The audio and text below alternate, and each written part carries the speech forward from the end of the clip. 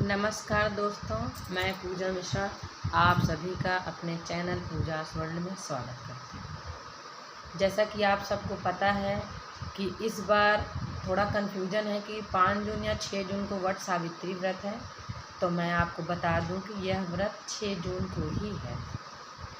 दिन की शुरुआत कैसे करें? सुबह स्नान कर लें।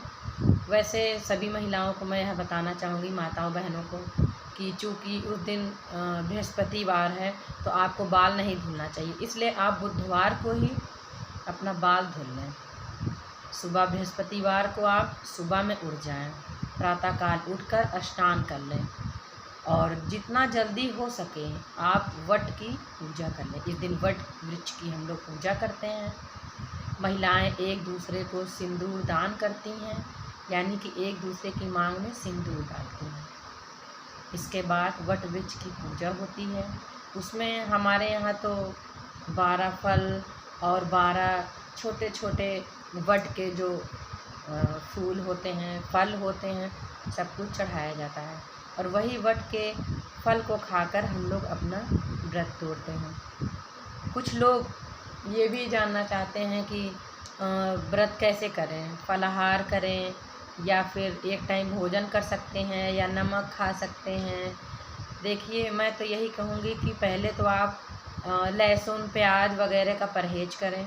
भोजन नहीं करने से अगर आपको कोई दिक्कत नहीं तो भोजन आप ना ही करें। अगर आप करना चाहते हैं तो आप सात्विक भोजन लें, जिसमें लहसुन प्याज सरसों का तेल मसाले ये सब ना रहें। उसके अलावा जो लोग फलाहार करते हैं वह पहले जाएं, वट वृक्ष की पूजा कर लें। उसके बाद आने के बाद आप अपना व्रत खोल सकते हैं। फलाहार में आप फल ले लीजिए और शरबत पी लीजिए, मिठाई खा सकते हैं और आपकी जो भी इच्छा हो आप वो कर सकते हैं। उसके बाद ये वट सावित्री व्रत में सामान क्या क्या लगता है, मैं आपको इसकी भी पूरी जानकारी देती हूँ। चूँकि ये मेरा पहला ब्लॉग है तो हो सकता है इसमें कुछ कमियाँ हों, तो उस पर ध्यान न दें, आप अपने काम की चीज़ें देखें। तो इसकी सामग्री में हमें चाहिए, पहले तो आपको सूत चाहिए, कच्चा सूत। अब आपके यहाँ उसे क्या बोलते हैं मुझे नहीं पता, हम लोग तो कच्चा सूत ही बोलते हैं। आप उसे ले लें, क्योंकि उसी से हमें 12 बार वट वृक्ष की परिक्रमा करना है। उसके अलावा मैंने आपको बता ही दिया, जो इसके फल होते हैं, फूल होते हैं, और हमारे यहाँ आटे की 12 लोइयाँ गोल गोल बनाते हैं, छोटी छोटी।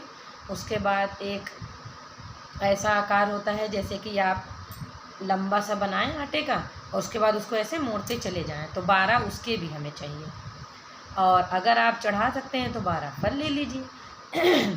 उसके बाद रोली, चंदन, कुमकुम और धूप बत्ती, अगरबत्ती, ये सब चीज़ें ले लीजिए।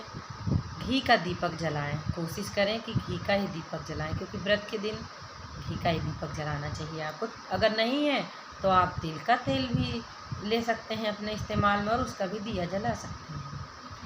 वट सावित्री की पुस्तक भी आती है बाज़ार में, आप लोग चाहें तो वह पुस्तक लेकर कथा कर सकते हैं, आरती कर सकते हैं। और जब आपका यह व्रत पूरा हो जाए, आपने वट वृक्ष की परिक्रमा कर ली, पूजा कर ली, सिंदूर दान कर लिया, तो हो सके तो वहाँ जो सुहागिन स्त्रियाँ हों उन्हें आप शरबत पिलाएं। जितनी भी आपसे हो सकती हैं, 1 2 3 जितनी भी संख्या में, कोई वो नहीं है, आप उन्हें शरबत पिला सकते हैं। उसके बाद जब, और आपको बता दूं कि इस व्रत में कुछ लोग पंखा भी खरीदते हैं, जो बांस के पंखे होते हैं, टोकरी होती है, तो ये भी आप खरीद लीजिए अगर आपको नहीं पता है तो ये ले लीजिए। जब आप व्रत कर कर घर वापस आएँ अपने, तो उसके बाद अगर आपके पति घर में उपस्थित हैं तो आप उनका आशीर्वाद लें और उनकी भी पूजा करें। उनकी पूजा करने का मतलब है कि उनको हल्दी और कुमकुम का तिलक लगाएं, अक्षत लगाएं और उनके चरण स्पर्श करें। जितना भी हो सकता है आप अपने मन और श्रद्धा के अनुसार करें। वट वृक्ष की पूजा के लिए हम लोग 1 साल तक इंतज़ार करते हैं। तो आने वाला है यह त्यौहार, आप लोग मन से व्रत करें, पूजा करें और अपने पति का आशीर्वाद लें। ये व्रत होता क्यों है? अपने पति की लंबी उम्र के लिए होता है, क्योंकि इस व्रत को सती ने अपने पति सत्यवान के लिए रखा। तो महिलाएं भी इसे रखती हैं, क्योंकि इसी व्रत के प्रभाव से सत्यवती को उसका पति उन्होंने यमराज से भी छीन लिया था। तो इस व्रत को करने से हमारे पति की लंबी आयु होती है। तो कोशिश करना चाहिए कि जितनी भी महिलाएं रह सकती हैं इस व्रत को रहें।